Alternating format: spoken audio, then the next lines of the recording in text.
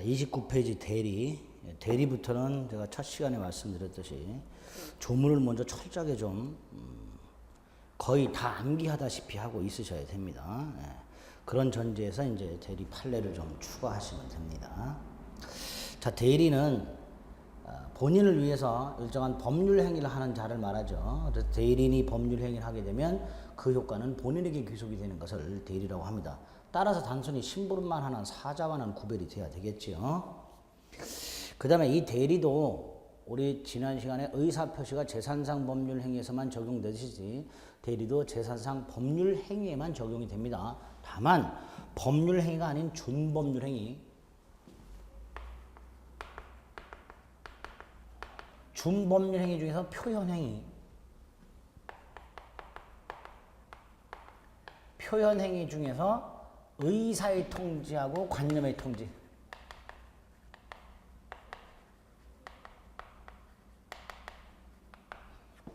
의사의 통지의 대표적인 예 최고, 관념의 통지의 대표적인 예 거기 나와 있는 채권 양도 통지.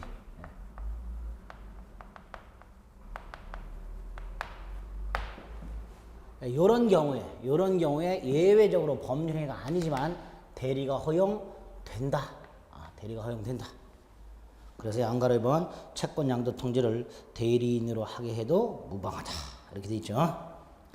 자, 첫 번째 대리권이 나왔네요. 대리는 일단 삼면관계 먼저 정리하셔야 된다 그래서 삼면관계란 본인과 대리인 사이의 대리권 관계 하나, 대리인과 상대방 사이의 대리행위 관계, 본인과 상대방 사이의 효과기속. 그래서 세 가지: 대리권, 대리행위, 효과기속.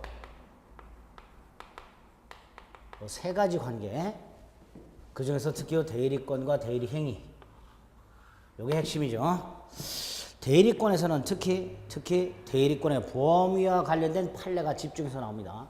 당연히 다툼이 요 대리인이 과연 본인이 부탁을 한 범위 내에서 행위를 한 건지 그 부탁을 받은 범위를 넘은 건지가 문제가 됩니다. 부탁을 받은 범위 내라면 그 대리인의 행위는 본인에게 효과가 계속이 되겠지만 부탁을 받은 범위를 넘어섰다면 무권 대리니까 원칙적으로 본인에게 효력이 생기질 않아요. 그러니까 대리인의 대리권의 범위가 어디까지냐와 관련된 다툼이 많고요. 그와 관련된 판례가 쌓여 있게 됩니다. 일단 기본적으로 우리 판례는 29페이지에 양가로 2에 반가로 1번 일반적인 대리권 속에는 상대방의 의사표시를 수령할 수 있는 수령대리권 또는 수동대리권을 포함한다. 따라서 계약 체결 대리권 속에는 계약금, 중도금, 잔금 수령할 권한 있고 반가로 2번 그 대금 지급기일을 연기해 줄 권한도 있다. 그러나 다음 페이지 반가로 3번 계약 체결 대리권 속에는 계약을 해제해 줄 권한은 없다. 반가로 4번 빌린 돈 받아오라고 권한을 줬어요. 대여금 영수 권한. 그런데 이놈이 가서 면제를 시켜줬어요. 돈 갚지 마라. 이거는 안 되죠. 따라서 대여금 영수 권한을 위임받은 대리인이 그 채무를 면제해 주려면 별도로 수권이 있어야 한다. 이렇게 되겠죠. 자, 반가로 5번 갑이 을에게 계약 체결 대리권을 줬어요. 무슨 계약 체결 대리권이냐? 매수 대리권을 준 거예요. 그리고 계약금을 줬어요, 한테. 그래서 우리 계약금을 들고 병과 계약을 하고 그 다음에 계약금을 줬어요. 그런데 병이 채무를 이행을 안 해요. 그래서 갑이 계약을 해제했어요. 자, 이때 을은요 해제 권한 없습니다. 해제 권한 없으니까 병이 만약에 해제를 할 때 병의 해제 의사 표시를 수령할 권한도 없습니다. 계약 체결 대리권 속에는 계약 해제 권한이 없기 때문에 계약 체결 대리권 속에는 해제 권한이 없다고 분명히 말씀을 드렸어요. 이렇게 해제할 수 있는 능동 대리 권한이 없기 때문에 상대방의 해제 의사표시를 수령할 권한도 없어요. 그럼 여기로 올라갑니다. 지금 갑이 계약을 해제했어요. 을은 해제 권한 없습니다. 그러면 이 병은요, 받은 계약금을 돌려줘야 돼요.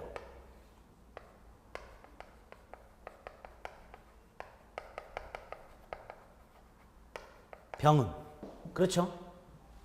이 상황에서 계약이 해제했으니까 병은 계약금을 돌려줘야 되는데 이 계약금을 병이 갑한테 돌려주지 않고 을에게 돌려줬어요. 이때 이 을이 이 반환되는 계약금을 수령할 권한이 있느냐의 문제가 생겼어요. 우리 판례 안 된다. 왜 안 되냐? 해제 권한이 없으니까 병의 해제 의사표시를 받을 수 없고 나아가 계약 해제로 반환되는 돈도 받을 수 없다. 이렇게 되는 거죠. 거기에 반가로 5번입니다. 계약을 대리해서 체결하였다 하여 해제 따위를 할 권한은 없고 상대방 해제 의사표시를 수령할 권한도 가지고 있다고 볼 수는 없다. 따라서 계약관계 해소로 인하여 반환되는 계약금, 계약관계 해소로 인하여 반환되는 계약금을 얘는 해제 권한이 없으니까 그 해제로 인하여 반환되는 돈도 받을 권한이 없다. 반가로 5번입니다. 반가로 7번. 갑이 을에게 돈을 주면서 부동산을 경락받아오라고 시켰습니다. 자, 을이 경락을 받아왔어요. 받아왔는데 경락대금을 납부하기 전에 경매를 신청한 채권자가 경매 신청을 취하하려고 합니다. 경락 허가 결정이 난 후에 경매를 신청한 채권자가 경매 신청을 취하하려면 경락인의 동의를 받아야 돼요. 누구의 동의를 받아야 된다고요? 경락인. 대리인의 동의를 받는 게 아니라 경락인의 동의를 받아야 됩니다. 따라서 그 대리인은 채권자의 경매 신청 취하에 동의해 줄 권한은 없다. 이렇게 되겠죠. 그다음 반가로 8번은 대리권의 범위와 관해서 118조. 우리 118조는 우리 판례가 뭐라 그래요? 임의 대리인에서. 요거는 있는데 임의 대리권인데 범위가 불분명. 요럴 때 적용되는 규정이다. 118조는 임의 대리권이 있지만 범위가 불분명할 때 적용되는 거다. 따라서 범위가 분명하다면 당연히 적용될 리가 없고 대리권이 아예 없는 표현 대리에도 적용될 여지가 없죠. 표현 대리는 무권 대리 일종이라고 했습니다. 거기에 반가로 8번. 대리권의 범위가 분명한 경우 표현 대리가 성립하는 경우 118조는 적용되지 않는다. 그 다음에 양가로 3번. 대리권 남용. 대리권 남용은요, 대리인이 대리권의 범위 내의 행위를 합니다. 갑 은행이 있고요. 이 은행에서 예금 업무를 취급하는 직원 을이 있어요. 대리인입니다. 은행의 대리인입니다. 예금 계약을 체결해요.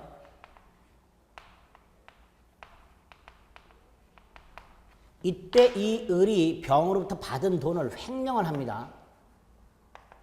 이 횡령을 하는 행위는 대리권의 범위를 넘은 행위가 아닙니다. 갑은행과 을이라는 사람 사이에 체결되어 있는 고용계약상의 의무를 위반했을 뿐 대리인으로서 대리권의 범위를 넘은 건 아닙니다. 어쨌든 이렇게 대리권의 범위를 넘진 않았지만 즉 대리권 범위 내의 행위를 했지만 사리사욕을 채웠죠. 이걸 횡령해서 친구 사업자금을 대줬어요. 제3자 이익을 도모합니다. 이렇게 대리권의 범위 내의 행위를 했지만 사리석이나 제3자 이익을 도모한 경우를 배임적 대리 행위라고 하고요.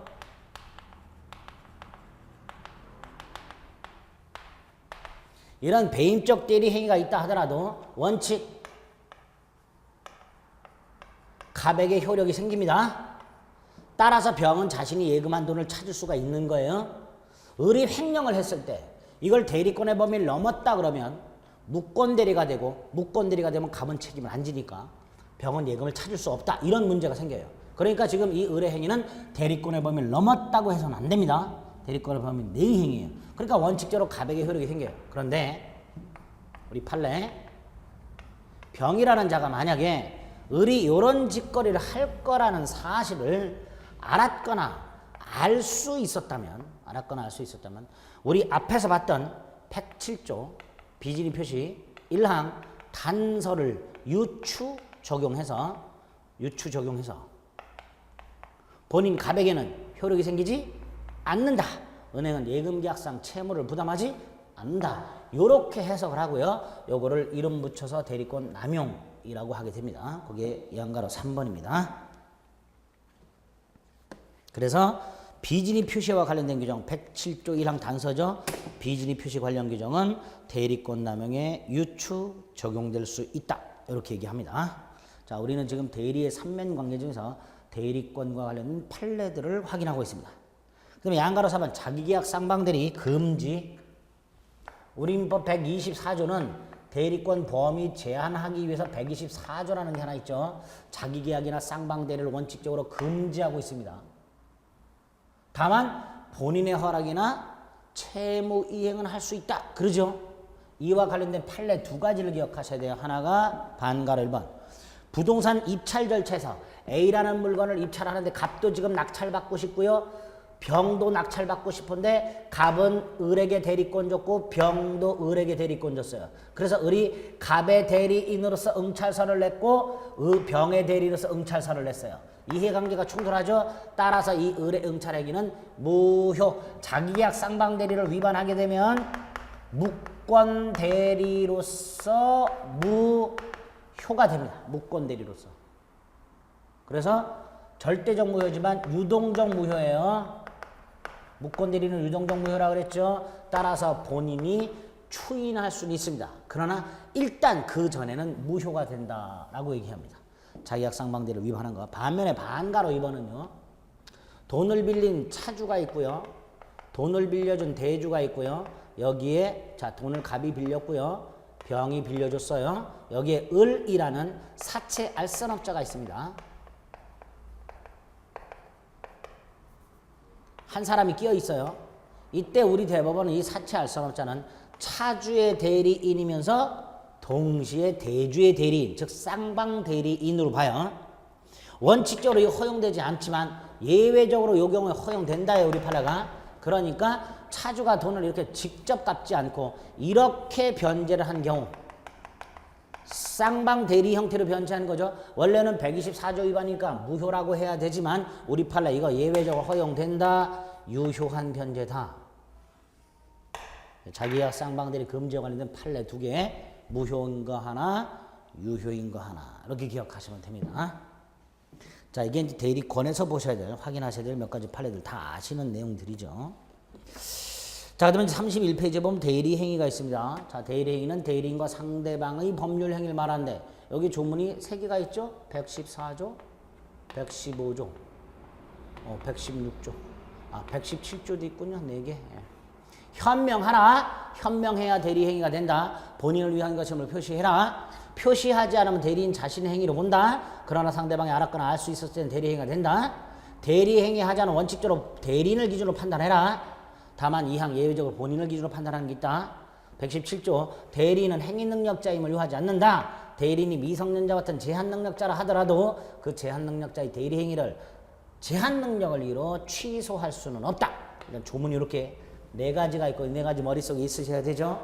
그리고 그 중에서 현명과 관련된 것들 뭐 이런 것들이 시험 지문에 주로 나오게 되겠죠. 판례가. 그래서 31페이지 보면 대리행위 방법이라고 해서 114조 1항에서는 대리는 본인을 위한 것임을 표시하라고 되어 있습니다. 이걸 현명이라고 하죠.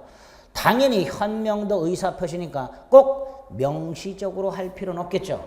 묵시적으로 할 수 있다. 그리고 반가려면 어느 정도 하면 되냐?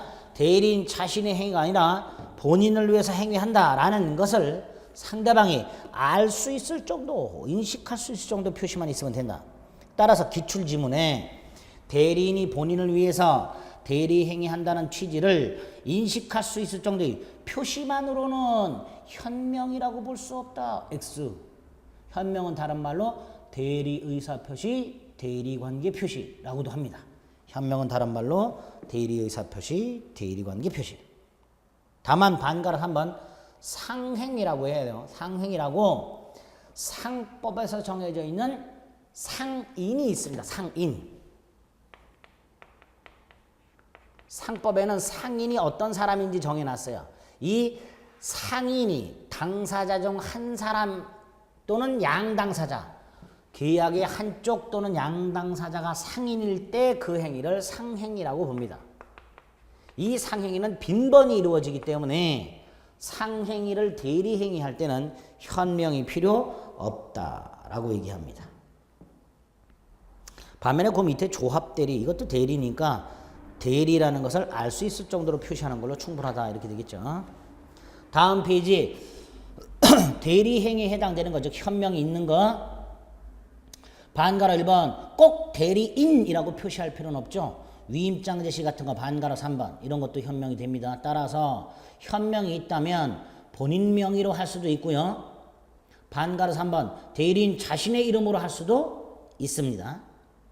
반면에 반가로 4번은요. 조금 이건 좀 예외적인 판례입니다. 갑이 농업협동조합 중앙에 부동산을 담보로 제공할 때 동업자인 을에게 담보 제공에 관한 대리권을 줬는데 을이 농협에 가서 근저당권을 설정할 때 지가 갑으로 행세했어요. 그럼 이건 대리행위가 아닙니다. 을이 갑을 대리할 때는 나는 갑의 대리인 을입니다. 이게 현명인데 을이 농협 가서 담보 설정 계약을 할 때 내가 갑이다라고 했으니까 이건 현명이 아닙니다. 현명이 아니니까 대리행위가 아니고 대리행위가 아니니까 본인에게 효력이 생기질 않아야 돼요. 않아야 되는데 계약 내용을 잘 보세요. 갑이 담보를 제공하고 돈을 빌려와라. 그래서 을이 가서 담보를 제공하고 갑의 이름으로 돈을 빌려온 거예요. 을이 단순히 대리인이라고 말을 안 했을 뿐, 갑으로 행세했을 뿐, 갑이 원래 의도했던 결과는 그대로 나타난 겁니다. 그러니까 이건 대리행위냐 아니냐를 떠나서 일단 그 담보 설정 계약의 효력은 본인 갑에게 발생한다가 우리 판례입니다. 그래서 반가로 4번은 현명과 무관하게 대리 관계를 표시했는가와 무관하게 본인 갑에게 효력이 생기는 경우, 어떤 경우? 본인이 대리인에게 부탁을 한 내용 그대로 행위가 이루어졌을 때는 본인에게 효력이 생긴다라는 게 반가로 4번 판례입니다. 양가로 3번은 대리행위 아닌 거 전형적으로 갑이 을에게 일을 맡겼는데 을이 병과 계약을 할 때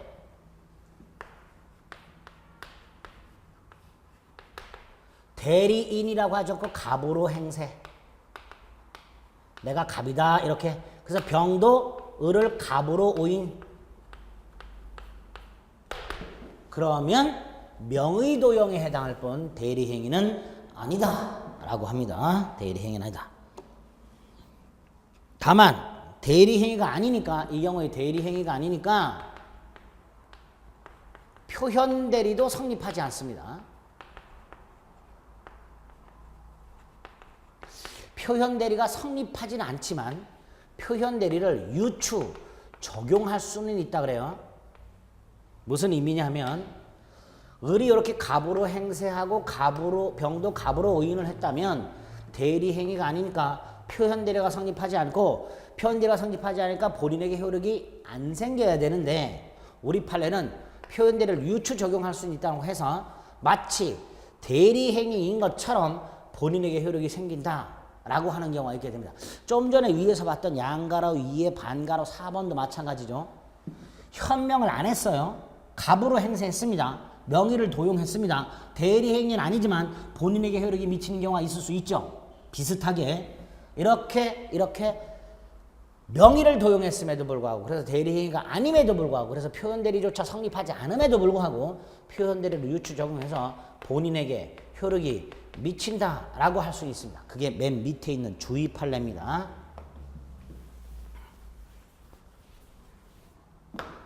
갑이 을에게 주택 임대 권한을 줬고요. 을이 병에게 임대를 하면서요. 똑같이 갑으로 행세를 했어요. 그러니까 요거는 대리행위가 아닙니다. 그런데 어쨌든 임대차 계약을 했고 보증금을 받아서 계약서하고 보증금을 갑한테 갖다 줬어요. 그리고 갑 통장으로 다달이 월차임이 들어가. 그러면 갑도 정상적인 임대차가 있다라고 생각하고 아무 말도 안 했을 것이고요. 병도 2년간 잘 살았겠죠. 그 2년 뒤에 을이라는 놈이 병한테 이걸 매각을 했어요. 그것도 갑으로 행세해서.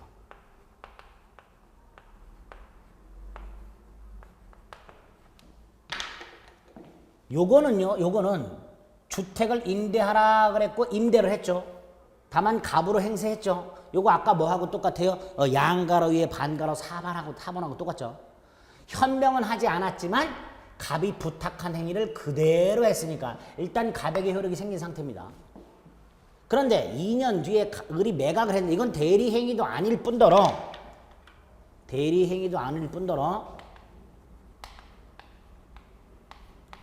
본인이 부탁을 한 행위도 아니죠. 그러니까 갑에게 효력이 생기지 않아야 돼요. 그런데 우리 판례 요 경우에 표현 대리를 유추 적용해서 갑에게 효력이 생긴다라고 판결을 한 바가 있습니다.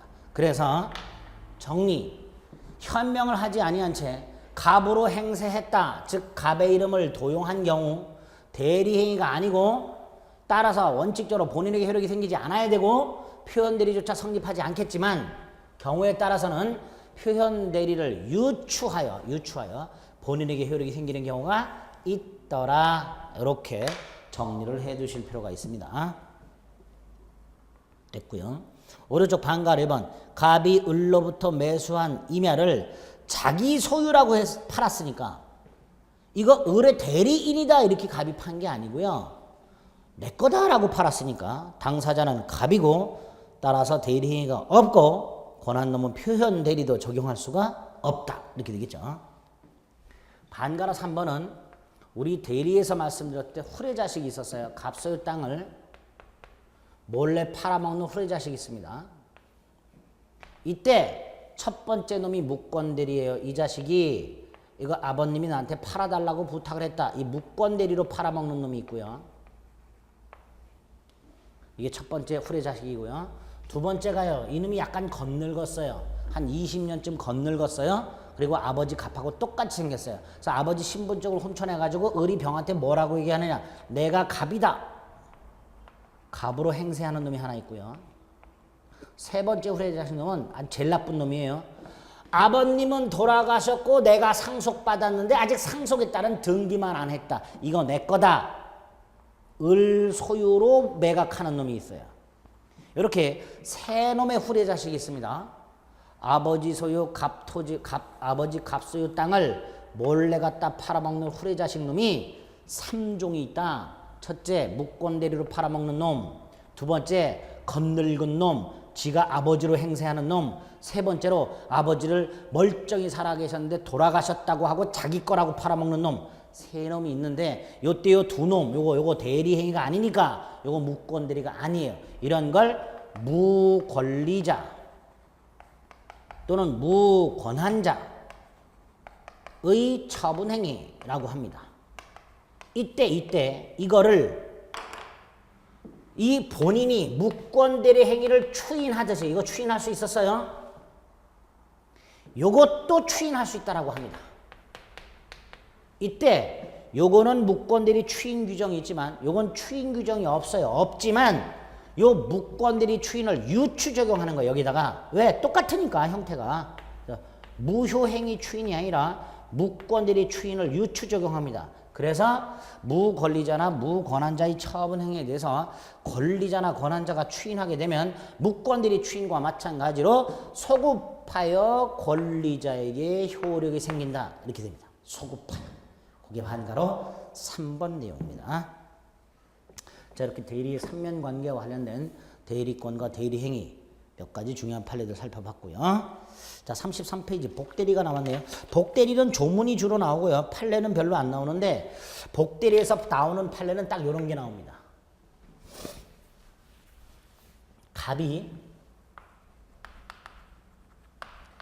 을에게 대리권을 줘요. 수권행위. 그리고 얘가 복대리인을 선임합니다.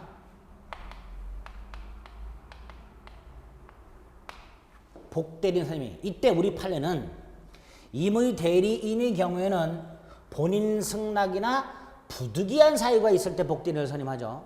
임의 대리의 경우에는 본인 승낙이나 부득이한 사유가 있을 때 복대리인을 선임하는데 이때 본인 승낙은 명시묵시를 불문합니다.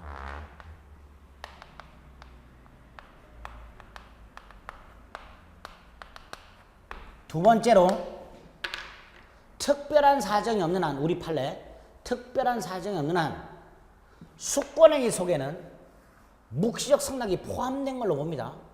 예를 들어서 갑이 을한테 일을 맡기면서 복대리는 선임하지 마라 라고 복대리인 선임에 대해서 명시적으로 금지하지 않는 한 숙권행위 속에는 복대리인 선임에 관한 묵시적 승낙이 포함되었다 라고 말을 합니다. 그게 양가로 1번 판례입니다.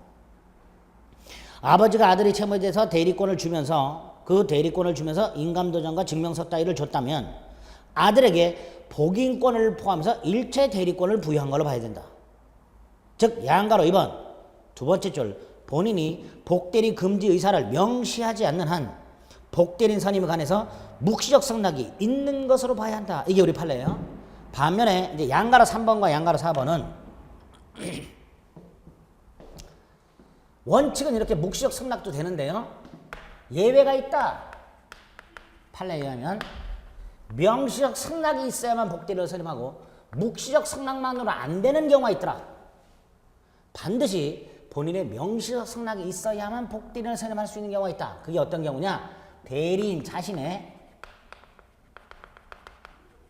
직접 처리 필요한 경우 대리인 자신의 직접적인 처리가 필요한 경우 또는 사무 처리 주체가 누구냐가 중요한 사항이 됩니다. 사무 처리 주체가 누구냐가 중요한 경우 이렇게 대리인 자신의 직접적인 처리가 필요하거나 사무 처리가 중요한 경우에는 명시적 승낙이 있어야만 복대리인을 선임할 수 있고 묵시적 승낙만으로는 복대리인을 선임 못한다. 그리고 거기에 해당되는 예가 아파트, 오피스텔, 상가, 분양 대행 업무 이런 것들. 이런 아파트, 오피스텔, 상가 같은 분양 대행 갑이 을에게 상가를 지어서 을에게 분양 대행을 맡겼어요. 이때 이 분양 대행은 을의 개인적인 능력에 따라서 분양 성패가 좌우됩니다. 그러니까 이 분양 대행 업무는 을의 직접적 처리가 필요해. 을이 중요해. 얘가 중요한 거야. 분양을 잘하는 놈이야. 이런 사무 처리 주체가 중요한 경우에 해당돼. 요럴 때는 묵시적 승낙만으로 안 된다. 그러니까 양가로 3번에 보면 아파트 분양 업무는 본인의 명시적 승낙 없이는 복대리인을 선임하지 않는 경우다. 선임할 수 없는 경우다. 따라서 이 경우는 법률행위 성질상 대리인 자신에 의한 처리가 필요하지 아니한 경우에 해당하지 않는다. 필요하지 아니 부정, 해당하지 아니 또 부정. 이중 부정이죠. 이중 부정이니까 긍정. 그러니까 뭐예요? 대리인 자신의 처리가 필요한 경우다. 대리인 자신의 처리가 필요한 경우니까 뭐가 필요하다? 명시적 승낙이 필요하다. 양가로 4번도 마찬가지죠. 오피스텔 분양 업무는 사무 처리 주체가 별로 중요하지 아니한 경우에 해당한다고 보기 어렵다. 그럼 이것도 아니 부정, 어렵다 부정, 그러니까 긍정, 중요하다 이렇게 되겠죠. 오피스텔 분양 업무는 사무 처리 주체가 중요하다. 그러니까 3번, 4번은 모두 다 직접적 처리가 필요한 경우, 4번도 중요한 경우에 해당하니까 명시적 승낙이 있어야만 복대리를 선임할 수 있다. 이렇게 되겠죠. 그렇게 복대리는 복임행위와 관련된 판례를 좀 확인하시면 되겠습니다. 자, 그다음에 이제 무권대리가 나왔네요. 무권대리는 협의의 무권대리하고 표현대리 두 덩어리가 있고요. 협의의 무권대리는 추익과 관련된 것들을 기억하시면 되고요. 표현대리는 특히 126조 권한 넘은 표현대리를 좀 조심해 주시면 되겠습니다. 먼저 무권대리 행위는 그중에 협의의 무권대리는 본인이 대리권을 수여한 바가 없음에도 불구하고 대리 행위를 하는 대리권 없는 자의 대리 행위를 말하죠. 본인에 대해서 유동적 무효죠. 유동적 무효이되 본인이 추인을 하게 되면 소급해서 확정적으로 유효가 되고요. 추인을 거절하게 되면 확정적으로 무효가 됩니다. 반면에 상대방에는 본인에게 물어볼 수 있는 최고권과 상대방 스스로 무효로 만들 수 있는 철회권을 주지요. 이렇게 본인의 추인권, 추인거절권, 상대방의 최고권, 철회권 요거를 둘러싼 조문 당연히 암기하셔야 되고 판례를 봅니다. 34페이지 추인 반가로 1번 추인이란 무권대리 행위가 있으면 알고에다 동그라미 치세요. 시험 지문에 이렇게 나온 적이 있습니다. 무권대리 행위임을 알지 못하고 추인한 경우 추인의 효력이 없다. 옳은 지문이죠. 알고 추인하라고 되어 있어요. 모르고 추인했다면 추인의 효력이 생기지 않습니다. 알고 그 행위 효과를 자기에게 유속시키는 단독행위이고 의사표시고 의사표시니까 명시, 묵시를 불문하겠죠. 본인이 추인을 합니다. 만약에 본인이 파산을 해버리면 파산 관진이 추인하게 됩니다. 누구에게 추인할 수 있는가? 우리 판례. 자, 갑, 을, 병이 있는데 을이 무권대리 행위를 했다.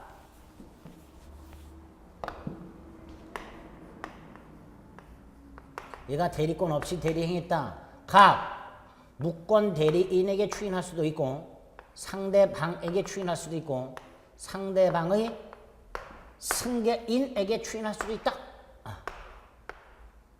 그래서 추인의 상대방 누구에게 추인해야 될까? 무, 상, 승 이렇게 해보자 그랬어요. 그게 반가로 3번. 다만 이런 경우는 있다 그랬어요. 갑이 무권 대리인에게 추인을 한 경우에는 상대방이 그 사실을 알 때까지는 상대방에게는 추인의 효과를 주장하지 못하니까 상대방은 철회할 수 있다. 이런 예외는 있다 그랬습니다. 그게 밑에 반가로 3번에 판례에 나와 있는 거고요. 일부 추인할 수 있냐? 원칙적으로 안 되죠. 무권 대리인은 전부에 대해서 추인해야 되고 일부 추인이나 변경 추인하게 되면 원칙적으로 추인의 효력은 발생하지 않는다가 우리 판례입니다. 자, 그러면 이제 추인을 인정한 것과 부정한 것들이 있는데요. 뭐 인정한 거, 매매 대금 받은 거, 부동산 넘겨준 거 본인이 오른쪽 무권 대리인이 빌린 돈을 갚겠다고 약속한 거 3번 무권 대리인이 빌린 걸 갚겠다 대신 다른 부동산으로 갚겠다 대물 변제하겠다 4번 무권 대리인이 빌렸는데 본인이 차임을 줬다 이런 것들이 다 추인이 되겠죠.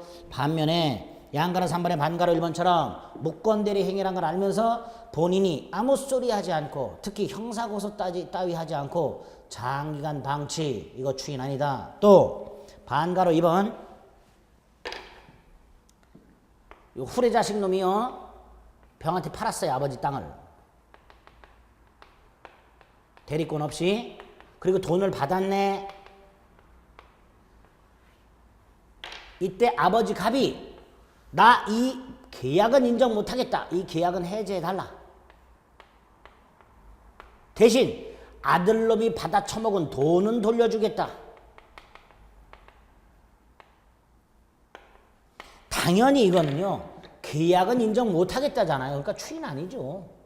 단순히 자식놈 일이니까 책임은 지겠다. 받은 돈은 돌려주겠다. 요건 추인 아니다라는 거죠. 반가로 2번.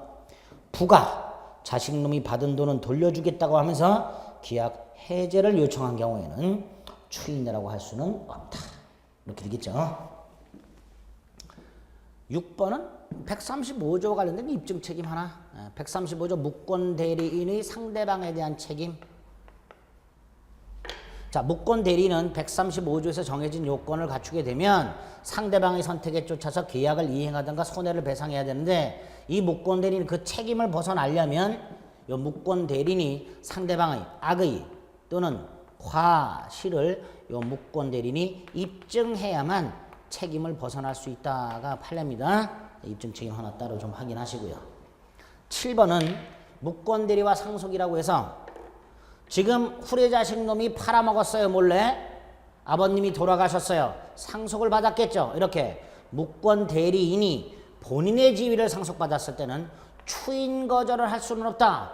따라서 을이 갑의 사망 후에 상속을 받은 후 병한테 찾아가서 무권 대리 행위로 넘겨줬던 등기를 말소하라 라는 청구 따위는 할 수 없다.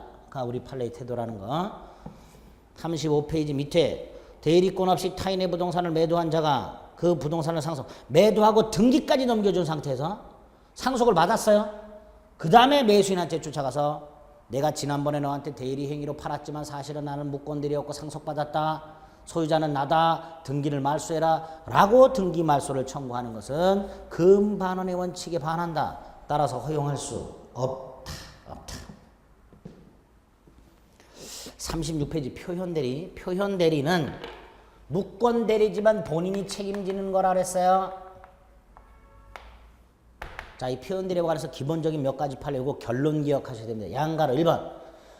표현대리가 성립해서 본인에게 책임을 지운다 해서 무권대리 성질이 유권대리로 바뀌는 건 아니니까 상대방이 소송해서 유권대리만을 주장하고 있다면 법원은 주장하지도 않은 표현대리를 심리 판단할 필요는 없다. 그 양가로 1번. 양가로 2번. 표현대리가 성립하면 본인은 전적인 책임을 져야 한다. 상대방이 과실 따위를 참작하여 본인 책임을 감경할 수는 없다. 결론 딱 머릿속에 넣으셔야 됩니다. 양가로 1, 양가로 2. 그 다음에 표현대리. 사자의 행위에 대해서도 표현대리 적용합니다. 반면에 오른쪽 반가로 2번. 사실 행위만을 하는 자가 예를 들어서 각 증권회사로부터 투자 상담을 하는 역할 하는 자가 병과 투자 상담을 하다가 투자를 받아버렸어요. 그러면 우리 민법 126조에 의하면 권한을 넘은 표현대리라는 게 규정이 되어 있어요. 그럼 이거를 126조를 딱 적용하면 이게 권한이 될 거고요. 그걸 넘은 행위로 봐야 되겠죠. 그런데 우리 판례 이거 기본 권한 아니다. 따라서 이런 투자 상담만 하는 단순한 사실 행위하는 경우에는 126조 표현대리가 적용될 수는 없다. 이렇게 얘기합니다. 그래서 단순한 사실 행위라만 나온 거 하고요. 왼쪽 맨 밑에 사실 행위하는 사자하고는 구별하세요. 각 회사에서요. 을이 현금, 출납, 사무, 보조를 하는 심부름꾼 여기까지 사자. 근데 얘가 엄을 발행했어요. 그럼 권한을 넘은 표현대리가 성립할 수 있는가? 이건 된다. 단순한 사실 행위를 기본대리권으로 해서는 권한 넘은 표현대리가 성립할 수 없지만 사실 행위하는 사자가 그 권한의 범위를 넘었을 때는 권한 넘은 표현대리가 성립할 수 있다. 이 두 가지 비교하셔야 됩니다. 반가로 1번과 반가로 2번. 양가로 2번 어음행위도 재산행위니까 표현대리 적용하고요. 공법상의 행위도 적용됩니다. 갑이 을에게 등기신청이나 허가신청을 하라고 서류를 줬더니 을이 그 서류를 가지고 매각을 하거나 대물변제해버렸다. 사법상의 행위를 해버렸다. 그러면 등기신청이나 허가신청과 같은 공법상의 행위를 기본대리권으로 하여 권한 넘은 표현대리 성립을 인정. 4번 복대리인의 행위에 대해서도 표현대리를 인정. 특히 4번의 반가로 1번 대리인이 대리권이 소멸한 다음에 복대리인을 선임했어요. 대리권이 소멸한 다음에 복대리인을 선임했으니까 얘는 무권대리예요. 근데 얘가 대리 행위해버렸어요. 우리 판례 권한 소멸 후의 표현대리를 인정. 특히 이 권한 소멸 후의 표현대리는 시험지문에 129조의 표현대리를 인정 이렇게만 나온 적도 있어요. 그래서 표현대리가 몇 조인지까지도 좀 기억하실 필요가 있습니다.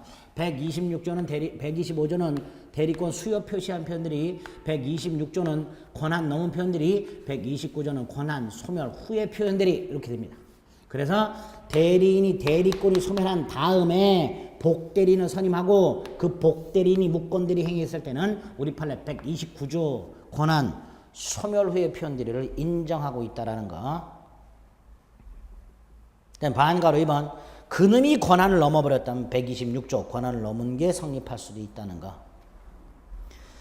자, 표현대리라는 제도는 무권대리지만 본인이 책임을 지는 거라 그랬어요. 왜? 무권대리인과 거래행위란 직접 상대방을 보호하기 위해서.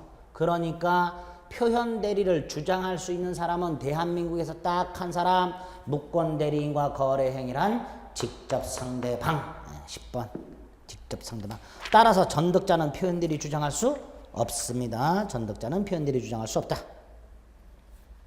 자, 38페이지 이제 구체적으로 125조, 126조가 있는데요. 125조는 수요 표시한 표현들이죠. 갑이 을에게 대리권을 준 적이 없음에도 불구하고 대리권을 준 것처럼 표시한 걸 말합니다. 명칭이나 직함 따위의 사용 승낙, 묵인 따위가 대리권 수요 표시가 돼요. 이때 당연히 갑하고 을의 사이에는 아무 관계가 없어요. 대리권을 준 적이 없어요. 을이 갑의 명칭이나 직함 따위를 사용하는 것을 묵인하거나 승낙을 했을 뿐 갑이 을에게 대리권을 주거나 이런 게 없습니다. 그럼에도 불구하고 125조는 성립할 수 있다. 대리권 수요 표시한 표현 대리는 본인과 대리 행위를 한 자 사이에 기본적인 법률 관계 성질, 효력 유무 그런 관계가 있냐 없냐와는 관계없다. 그 다음에 대리권 수요 표시는 직함이나 명칭 따위 사용을 승낙, 묵인한 경우 따위가 대리권 수요 표시로 할 수 있다. 그 다음에 법정 대리는 적용이 안 되고요. 126조 권한을 넘은 표현들이 권한 넘은 표현들이 뭐예요? 권한이 있고 그걸 넘어야 되니까 어떠한 권한도 없다만 권한 넘은 표현들은 성립할 여지가 없다. 이렇게 되겠죠. 한가로 1번. 그리고 그 기본 권한 속에 들어가는 게 앞에서 봤지만 등기 신청관 등 공법상 행위, 현금 출납 사무부조 같은 사자, 임의대리, 법정대리, 복대리, 표현대리, 부부간의 일상가사대리 같은 것들. 단 오른쪽 반가로 6번 아닌 거, 투자상담, 그 다음에 비법인 사단의 대표자. 투자상담이란 말이나 비법인 사단의 대표자.